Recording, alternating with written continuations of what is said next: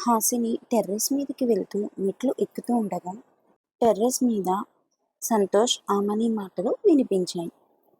నేను వెళ్ళమనేంత వరకు నువ్వు ఈ ఇల్లు వదిలి వెళ్ళకూడదు అన్నాడు సంతోష్. ఎందుకు సార్, ఇంకా నా మీద నమ్మకం లేదా మీకు? అడిగింది ఆమని సంతోష్ని. కోర్టు కేసు అయ్యే వరకు నువ్వు కూడా ఇక్కడే ఉండాలి అన్నాడు సంతోష్ ఆమనితోటి. మీ కోర్టు కేసుకి నాకు సంబంధం ఏముంది సార్? అంది ఆమని సంతోష్ని.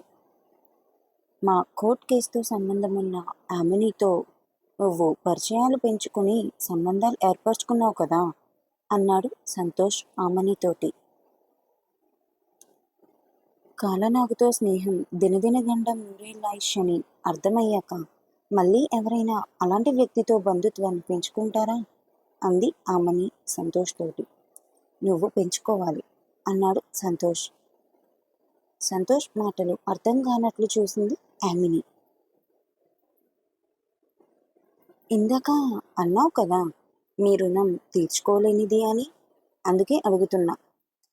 ఆమిని ప్రాజెక్ట్స్ పూర్తయ్యే వరకు నువ్వు ఏదో ఒక ప్రోడక్ట్కి యాడ్ షూట్ చేస్తూ హస్నీ కోసం ఆమిని వేసే ప్లాన్స్ని నాకు ఇన్ఫార్మ్ చేస్తూ ఉండు అన్నాడు సంతోష్ ఆమనితోటి. ఆమని మాట్లాడేలోపు అవసరం లేదు సంతోష్ అంటూ పైకి వచ్చింది హాసిని. ఎందుకు వద్దంటున్నావు హాసిని? నీకు కూడా నా మీద నమ్మకం లేదా? అడిగింది ఆమని హాసినిని. మీ చెల్లిని నా అన్నని నమ్మను. నేను నా చిట్టి తల్లిని భయపెట్టింది నీ చెల్లి. ఆస్తి కోసం చెల్లిని చంపాలని చూసిన ఆ రాస్కెల్ని అస్సలు నమ్మను అంది హాసిని. నిజం చెప్పాక సిరి కూడా బాధపడింది హాసిని, చెప్పింది ఆమని. కిషోర్ అన్నయ్య ఒక ఆడపిల్ల జీవితంతో ఆడుకోవడానికి కారణం మీ చెల్లే అని నీకు అర్థమవుతుందా? అలాంటి వ్యక్తి ఇందాక నువ్వన్న కాలనాగుతో సమానం అంది హాసిని. నా చెల్లి చేసింది తప్పే, కానీ మా అన్నయ్య చావు మాలో పగను పెంచి ప్రేమాభిమానాలను మర్చిపోయేలా చేసింది హాసిని. వినడానికి మీకు కోపం తెప్పించేలా అనిపించినా ఇది నిజం, ఇదే వాస్తవం. చిన్నప్పుడే నాన్న చనిపోయాడు. అన్నయ్య మీద అమ్మ చాలా ఆశలు పెట్టుకుంది. కానీ వాడు సూసైడ్ చేసుకుని చనిపోయాక అమ్మ మంచాన పడింది. మా చదువులు మూలన పడ్డాయి. మా అన్నయ్య సూసైడ్ చేసుకోవడానికి కారణం నువ్వనుకుని నీ మీద పగ రోజు రోజుకి పెరిగింది మాలో. నీ అడ్రస్ తెలియక నీ కోసం వెతుకుతున్న టైంలో సిరికి కిషోర్ పరిచయం అయ్యి ప్రేమ ప్రేమ అని వెంటపడిన నీ మీదున్న పగతో ప్రేమ పెళ్ళిని కూడా వద్దనుకున్నాం మేమిద్దరం. ఎప్పుడైతే నువ్వు కిషోర్కి చెల్లివి అని తెలిసిందో ఆ రోజు అప్పుడు సిరి కిషోర్ని యాక్సెప్ట్ చేసి మీ ఫ్యామిలీ సీక్రెట్స్ అన్నీ తెలుసుకుంది. కిషోర్ వాళ్ళ అమ్మకి డబ్బు ఆశ, సోకులు, ఆడంబరాలు ఎక్కువ.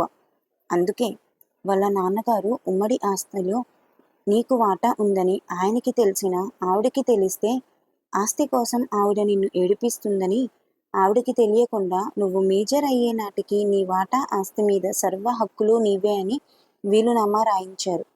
ఈ విషయంపై కిషోర్ ఆలోచన విధానాన్ని మోటివేట్ చేసి కిషోర్ ద్వారా నిన్ను చంపాలి అని అనుకున్నాం. అందుకే కిషోర్కి ఆస్తి మీద ఆశం రేకెత్తించింది. డబ్బుంటేనే హ్యాపీగా బతకగలం కిషోర్. డబ్బుంటే ఏ లోటు ఉండదు, దేనికి కొదువు ఉండదు. అందుకే మీ అమ్మగారు డబ్బు డబ్బు అంటూ ఉంటారు. మనలాంటి మిడిల్ క్లాస్ వాళ్ళకి ఒకేసారి ఇలా ఆస్తిలో వాటాలు కలిసి రావడం అంటే లాటరీ టికెట్ తగిలినట్టే.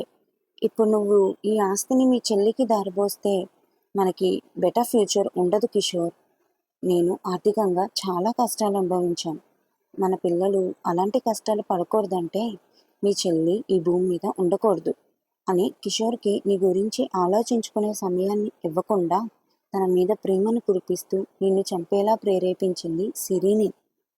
కానీ ఈ నిజం తెలిసాక సిరి కూడా చాలా బాధపడింది. కిషోర్కి ఈ విషయాలన్నీ చెప్పి తనకి బ్రేకప్ చెప్పి పోలీసులకు లొంగిపోయి శిక్షను అనుభవిస్తోంది నా చెల్లి అని చెప్పింది ఆమని హాసినితోటి. మరి కిషోర్ అన్నయ్య? అడిగింది హాసిని ఆమనిని. కిషోర్కి సిరి అంటే ప్రాణం. కేవలం తన ప్రేమ కోసమే తన మాటలకు ప్రలోభం చెంది కీర్తిని నిన్ను పాతపెట్టాడు. తను కూడా శిక్షను అనుభవిస్తున్నాడు అని చెప్పింది ఆమెని. హాసిని ఇంకేం మాట్లాడలేదు. ఆలోచనలో ఉండిపోయింది. సంతోష్ అమ్మనితో రేపటి నుండి ఆఫీస్కి వచ్చాయి అని చెప్పాడు. సరే సార్ అంత అలోపి ఆమెని కిందకి వెళ్ళిపోయింది. ఆమెని వెళ్ళిపోయాక ఆలోచనలో ఉన్న హాసినిని వెనుక నుండి చుట్టుకొని హాసిని భుజంపై సంతోష్ తన గెడ్డాన్ని ఆంచి, ఏంటి హని, ఏదో తీవ్రంగా ఆలోచిస్తున్నావు అడిగాడు సంతోష్ హాసినిని. హాసిని సంతోష్ కౌగిల్ని విడిపించుకుని సంతోష్ వైపు తిరిగి తన కళ్ళల్లోకి చూస్తూ, ఆమెని ఎందుకు ఉండమన్నావు, ఎందుకు మనం తన హెల్ప్ తీసుకోవడం అడిగింది హాసిని సంతోష్ని. అదే సమయానికి కిందకు వెళ్తున్న ఆమనికి తన ఫోన్ బదులు సంతోష్ ఫోన్ తెచ్చేసినందుకు విషయాన్ని గ్రహించి పైకొస్తుండగా హాసిని మాటలు వినపడి ఆగిపోయింది.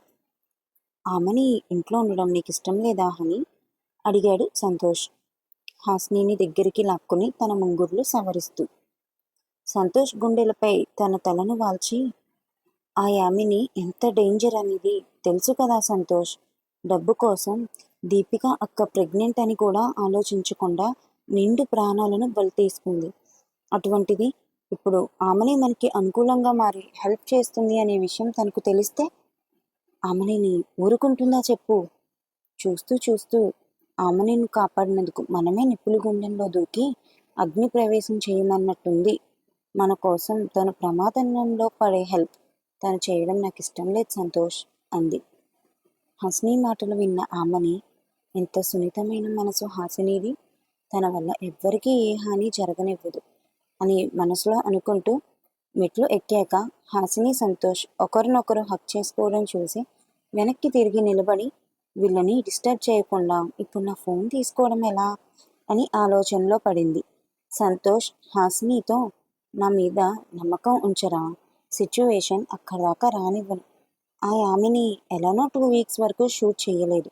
ఆ నెక్స్ట్ వీక్లో కోర్ట్ కేస్ హీరింగ్ కదా అన్నాడు సంతోష్.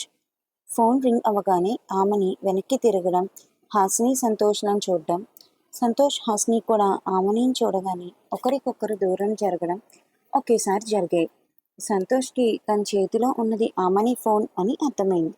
ఆమెని తడబడుతూ అటూ ఇటూ చూస్తూ అడుగులు వేసుకుంటూ వచ్చి సంతోష్కి ఫోన్ ఇచ్చేసి తన ఫోన్ తీసుకుని వాళ్ళ వైపు చూడకుండా కిందకి వెళ్ళిపోయింది.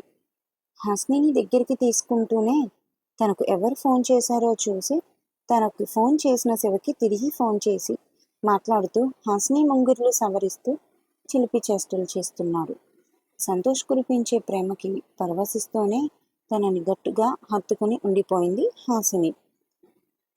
సంతోష్ ఫోన్ కట్ చేశాక హాసిని సంతోష్ని వదలకుండా తన చుట్టూ చేతులు పట్టు బిగించి ఉంచి తల పైకి ఎత్తి సంతోష్ని చూస్తూ, మన కోసం ఆమెని డేంజర్లో పెట్టడం నాకేదోలా అనిపిస్తోంది సంతోష్ అంది హాసిని. మళ్ళీ మొదటికొచ్చావా, ఏ విషయం గురించి ఆలోచించకుండా నా మీద నమ్మకం ఉంచు అన్నాడు సంతోష్. ఆమెని సిరి ఇద్దరూ కూడా ఒక వ్యక్తిని చంపాలి అనుకోవడం తప్పు, కానీ వాళ్ళ కుటుంబ పరిస్థితులు అలా మార్చాయి కదా సంతోష్ వాళ్ళని అంది హాసిని. నీ మనసులో ఏదో ఆలోచన మొలకెత్తినట్టుంది అన్నాడు సంతోష్ హాసినితోటి. కరెక్ట్గా గెస్ చేశావు సంతోష్. నిజానికి పరోక్షంగా ఆమని వాళ్ళ అన్నయ్య చావుకి నేనే కారణం కదా. ఆమనికి వాళ్ళ అన్నయ్య చేసిన తప్పులు తెలియక వాళ్ళ అన్నయ్య మంచివాడు అనే భ్రమలో వాళ్ళిద్దరి జీవితం కోసం అస్సలు ఆలోచించుకోలేదు. సిరి ఇప్పుడు బ్రేకప్ చెప్పిన తరువాత సిరి కిషోర్ అన్నయ్య కలిసే అవకాశం లేకపోలేదు. కానీ ఆమెని పగ పేరుతో జీవితంలో ఎప్పటికీ చెయ్యి విడివని తోడు ఒకటి అవసరం అనే విషయాన్ని మర్చిపోయి తన క్యారెక్టర్ని కోల్పోయి మరీ ప్రవర్తించింది. తనని ఇలా ఒంటరిగా వదిలేయడం సరికాదు సంతోష్. వాళ్ళ అమ్మగారు బ్రతుకుండుంటే ఈ పాటికి ఆమెనికి పెళ్లి చేసేవారు కదా. మనకి హెల్ప్ చేస్తున్న ఆమెనికి మనమే ఎందుకు మంచి మ్యాచ్ చూసి పెళ్లి చేయకూడదు అని 2 క్షణాల తర్వాత ఏదో తట్టినట్లుగా, నాదొక ఐడియా సంతోష్ అంది హాసిని. మరి హాసినికి వచ్చిన ఐడియా ఏంటో సంతోష్తో ఏం చెప్పిందో నెక్స్ట్ ఎపిసోడ్లో చూసేద్దాం. ఈ వీడియో కనుక మీకు నచ్చినట్లయితే please like, share and subscribe my channel.